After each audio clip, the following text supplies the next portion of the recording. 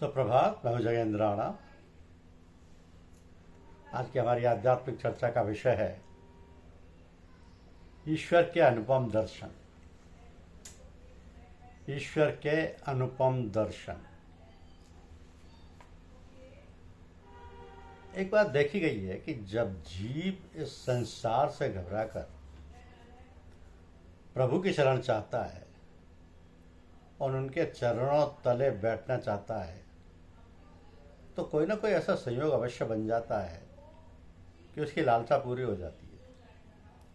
उसका रूप चाहे जो भी बने, तो बस तुम अपने मन का कपट दूर करो।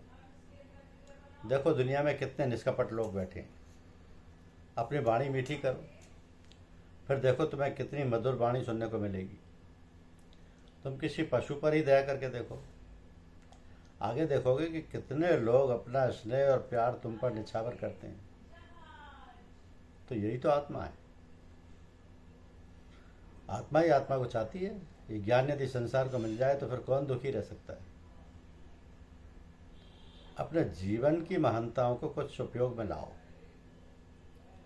जीवन कितना महान है यह तुम अभी जान नहीं सके हो।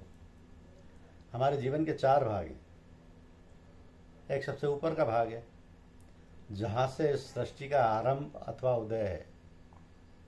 वहाँ शुद्ध ज्ञान का वासा है, सत्विक का जीवन है, दया और धर्म है, परोपकार की भावनाएं हैं। वहाँ ऐसे हैं जैसे ब्रह्म की छाया मात्र। इससे ऊपर का हाल आज तक कोई ठीक नहीं बता नहीं सका। वहाँ ईश्वर का लोक है, अनादि अनंत और अकथनीय। ज्ञान के नेत्र भी वहाँ देख नहीं पाते। वहाँ मानवीय बुद्धि, ज्ञान, चित्त, मन, अहंकार पहुँच ही नहीं पाते। यहाँ से थोड़ा और पहले की सोचो तो जो गर्भकाल है और सूक्ष्म भी है, कह नहीं पाओगे। यही ओम का प्रथम चरण है। यहाँ से ओम के उच्चारण का विचार उठता, शब्द आरंभ होता है। तुम ये भी मत सोचो कि हमारे सिर के ऊपर वह आत्म तत्व है, बल्कि वह तुम्हारे सब हो रहे। तुम उसमें ऐसे ही रह रहे हो जैसे एक अंडे के भीतर एक पक्षी बैठा है। अंडा समय आने पर टूटता है, पक्षी उस घेरे से बाहर अवश्य आता है, परंतु फिर भी उसे एक घेरा और मिला है जो है संसार है। ऐसे भी वो नहीं जान पा रहा है कि यह है क्या। ऐसे ही जीव और नीचे उतरता है और कारण तथा सूक्ष्म अवस्थाएं, जिन्हें सुषुप्ति, स्वप्न और स्थूल कहते हैं, नीचे आ जाता है। इसे अव्याकृत, हिरण्यगर्भ और विराट कहते हैं। और वेदांत का कहना है कि मनुष्य ईश्वर स्वरूप है। ये बिल्कुल सही है। वैसे ही जैसे स्वर्ण का एक टुकड़ा कीचड़ में गिर गया, वर्षा की एक बूंद पृथ्वी पर गिरी और मैली हो गई, तो गंगा का जल जो अति शुद्ध और निर्मल है, उसे शिव पिंड पर गिराकर गंदगी बदबूदार नाली में बहा दिया गया है और हर कोई उसकी दुर्गंध से दूर हटने लगा। तो यही हमारे 3 गुण हैं जो मल विक्षेप आवरण कहलाते हैं। मल विक्षेप आवरण कहलाते हैं। और तो पहले तो मल से निकलो, फिर विक्षेप को पार करो और आगे फिर अपने उस हल्के से आवरण को भी हटा दो। तब तुम अपने को ही देखोगे। ऐसा पाओगे कि तुम ही आत्मा हो, तुम ही सब कुछ हो, तुम ही ईश्वर हो। अब तुम सोचो शुद्ध कैसे होगी। कंचन का टुकड़ा अपने आप कीचड़ को नहीं धो सकता। नाली का गंदा पानी अपने आप शुद्ध नहीं हो सकता। और मनुष्य भी स्वयं अपने आंतरिक मलिनता को दूर नहीं कर सकता, चाहे युग बीत जाए, कई जन्म हो जाए। ये तो किसी की दया से होगा। कभी कभी तुम भी ऐसा ही करते हो कि कोई कीड़ा पानी में बहा जा रहा है, बड़े हाथ पैर मार कर भी निकल नहीं पाता, या कोई जानवर कीचड़ में फंस गया है, निकल नहीं सकता और भी फंसता जाता है। कोई अंधा मनुष्य, अबोध बालक खाई की ओर जा रहा है, गिरने ही वाला है, तुम उस तरफ देखते हो। बस तुम्हारे अंतर में दया आती है और तुम भाग कर जाते हो और उसे बचाते हो। तो कीड़े ने आपको पुकारा नहीं, पशु ने आपसे प्रार्थना नहीं की, अंधे और बालक ने आपको देखा ही नहीं, पर वो दया कैसे आई? किसने आपको कहा, किसने आपको कहा, किसने आपको देखा? बस आत्मा आत्मा को देखता है आत्मा आत्मा से कहता है दया करो दया करो, तुम रोक नहीं पाओगे, अवश्य दया करोगे, क्योंकि तुम्हें अपना ही दुख प्रतीत हुआ, उसके दुख से तुम्हारा अंतर दुखी हो गया, तब तुम्हें एक ऐसी खुशी और आंतरिक प्रसन्नता हुई मानो अपना ही दुख दूर कर दिया।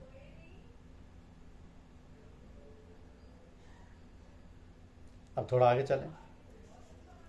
यदि मन शुद्ध हो तो उसे बुद्धि से साफ करना चाहिए, क्योंकि वह उसके ऊपर का तत्व है। इसे शास्त्रों में ऋतंभरा ज्ञान कहा गया है। ये बुद्धि भी यदि ठीक काम ना करे तब क्या करे? गीता बताती है कि आत्मा और प्रकृति के बीच एक तत्व है जिसे अहम कहते हैं। इसके शुद्ध हो तो ही मनुष्य आत्मा से मिल जाता है। तो जिसका अहम दूषित रहता है उसके विचार दूषित रहते हैं, और विचार दूषित रहने से व्यवहार बिगड़ जाता है। मैं और मेरा यही अहम है, इसे ईश्वर में लगा दिया जाए तो वह शुद्ध हो जाता है। असल बात यह है कि अपना व्यवहार, अपना हृदय निर्मल करो, दूसरों का प्रेम आपके हृदय में पैदा हो जाएगा। फिर जो लोग अपने हृदय में थोड़ा ईश्वर का ध्यान करके उसे बसा लेते हैं वो तो ईश्वर स्वरूप ही हो जाते हैं। तो एक ऐसी प्रभु की दया कृपा है, कितनी उनकी महानता है, जीव कैसे उसे पहचाने।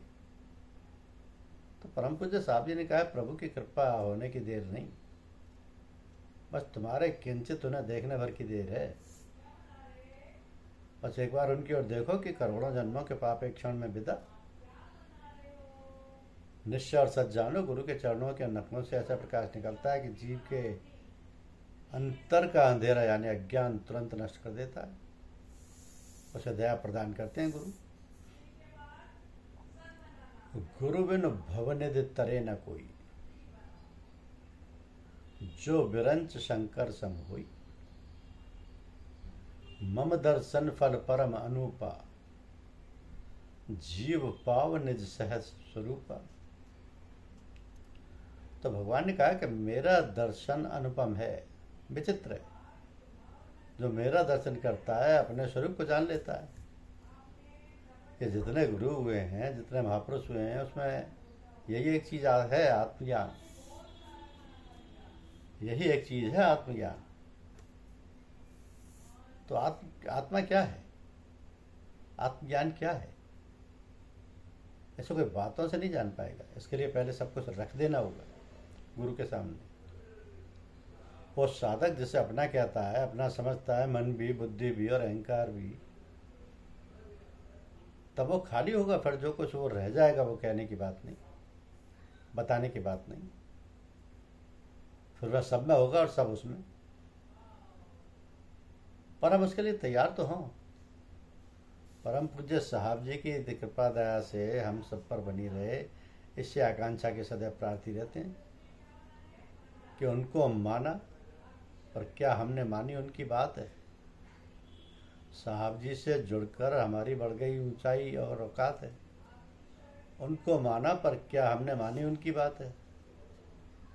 बड़े गर्व से कहते फिरते हम राणा जी के दूत हैं, उनकी गरिमा से सुबह शाम नित होते अभिभूत हैं।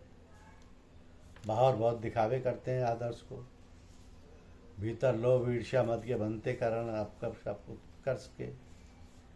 कथनी और करनी में क्या होता है,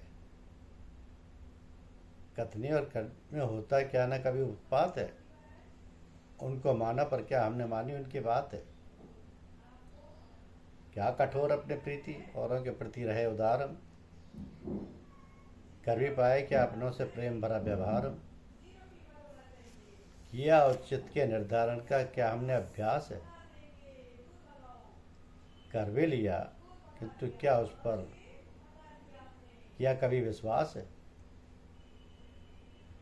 क्या अनगढ़ता को न सुगढ़ता से ज्यादा अनुपात है। उनको माना, पर क्या मानी हमने उनकी बात है। तो ये जो आंतरिक शांति है, मूल रूप से हम सभी इंसान हैं, और यही चीज हमें एक दूसरे से जोड़ती है। इसी वजह से हम एक दूसरे को समझते हैं, मित्रता करते हैं और एक दूसरे के निकट आते हैं। क्योंकि हम सभी इस छोटे से ग्रह पृथ्वी पर रहते हैं, इसलिए हमें प्रकृति और एक दूसरे के साथ सद्भाव और शांति से रहना सीखना होगा। यह महज एक सपना नहीं है, बल्कि ज़रूरत है। हम एक दूसरे पर इतने ज़्यादा निर्भर हैं कि हम अलग अलग समुदाय में नहीं रह सकते, और बाहर क्या हो रहा है इसकी अनदेखी नहीं कर सकते। हमें उस सौभाग्य को साझा करना चाहिए जिसका हम आनंद लेते हैं। तो ये एहसास कि हम सभी मूल रूप से एक ही इंसान हैं, जो खुशियाँ खोजते और दुख से बचने की कोशिश करते हैं, ये भाईचारे की भावना को मजबूत करने में बहुत मददगार है। इससे दूसरों के लिए प्यार और करुणा की भावना पैदा होती है। तो यदि हम दूसरों की परवाह किए बिना स्वार्थी बनकर केवल वही काम करते हैं जिसे अपने हित में मानते हैं, तो हम न केवल दूसरों को बल्कि स्वयं को भी नुकसान पहुंचा रहे होते हैं। इस सदी के दौरान ये तथ्य बिल्कुल स्पष्ट हो गया। उदाहरण के लिए हम जानते हैं कि आज परमाणु युद्ध छेड़ना एक तरह से आत्महत्या के समान है, या कुछ तात्कालिक लाभ के लिए हवा या समुद्र को प्रदूषित करके हम अपने अस्तित्व के बुनियादी आधार को नष्ट कर रहे हैं। इसलिए एक दूसरे पर निर्भर रहने के कारण हमारे पास सार्वभौमिक जिम्मेदारी की भावना को निभाने और विकसित करने के अलावा कोई विकल्प नहीं है। आज हम वास्तव में एक वैश्विक परिवार हैं। दुनिया के एक हिस्से में क्या होता है वो हम सभी को प्रभावित कर सकता है। जाहिर है कि ये न केवल नकारात्मक चीज़ों के लिए सच है, बल्कि सकारात्मक चीज़ों के लिए भी उतना ही मान्य है।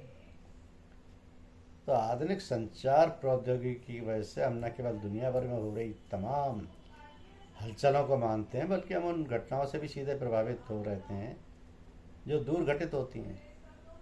लेकिन युद्ध या शांति, प्रकृति का विनाश या संरक्षण, मानव अधिकारों, लोकतांत्रिक स्वतंत्रता का उल्लंघन या उन्नयन, गरीबी या भौतिक भलाई, नैतिक और आध्यात्मिक मूल्यों या उनके अस्तित्व और विकास की कमी और मानवीय समझ के कारण या विकास अलग अलग घटनाएं नहीं हैं जिन्हें एक दूसरे से स्वतंत्र करके विश्लेषण और निपटारा किया जा सकता है।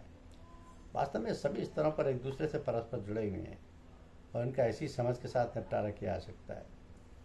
शांति केवल वहीं हो सकती है जहां मानवाधिकारों का सम्मान किया जाता है, जहां लोगों को भोजन मिलता है और जहां व्यक्ति एवं राष्ट्र स्वतंत्र होते हैं। अपने लिए और आसपास की दुनिया के लिए सच्ची शांति केवल मानसिक शांति के विकास के माध्यम से प्राप्त की जा सकती है। तो स्वच्छ वातावरण, धन या लोकतंत्र का युद्ध, खासकर परमाणु युद्ध की स्थिति में कोई मतलब नहीं होता है, और भौतिक विकास मानवीय खुशहाली को सुनिश्चित करने के लिए पर्याप्त नहीं है। मानव उन्नति के लिए भौतिक प्रगति निश्चित रूप से महत्वपूर्ण है, और आध्यात्मिक विकास के बिना भौतिक विकास भी गंभीर समस्याएं पैदा कर रहा है। यदि आप में आंतरिक शांति है तो बाहरी समस्याएं आपकी आंतरिक शांति और धैर्य को प्रभावित नहीं कर सकती। इस आंतरिक शांति के बिना आपका जीवन चाहे कितना ही आरामदायक क्यों ना हो, आप समस्याओं से परेशान और दुखी होते रहेंगे।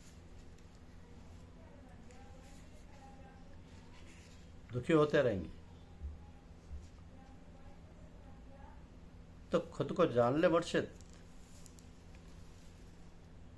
मुर्शिद को खुदा मत कह। यह एक राजा तरीकत है, शरीयत इसको कहते हैं। परम पूज्य साहब जी महाराज किसी को पात्र जानकर आदेश देते थे कि दिनचर्या की डायरी भरा करो। क्या नायाब तरीका है साहब जी का आध्यात्म जीवन में सुधार लाने का। मैं क्या हूँ ये सोचना अलग बात है, इसको नियमित लिखना सुधार की ओर ले जाने का तरीका है। तो डायरी भरने का तात्पर्य ये है कि सुबह उठकर ज़मीन पर पैर रखने से और रात्रि सोते समय तक जो भी कार्य किए जाए उनका हिसाब किताब हूबहू डायरी में अंकित करना। कितने बजे उठे, नित्य कर्म से निवृत्त होकर कितने बजे पूजा की, कितने समय पूजा की, पूजा में क्या क्या अनुभव हुआ, एकाग्रता बनी या नहीं। बाद में अपने पूज्य वर्ग के लिए दुआ मांगना, किसी दीन दुखी के लिए प्रार्थना करना, उसी लपेट झपेट में अपने अपने परिवार के लिए दुआ मांगना। अंत में जरूर कह दें कि बाहैसियत तेरे बंदे के मैं तुझसे सब मांगता हूँ जिसमें मेरा कल्याण है। तो वैसा ही है। तो गुरु से कभी ना दुराइए, गुरु से झूठ न बोल, भली बुरी खोटी खरी, गुरु आगे सब खोल। धन्यवाद।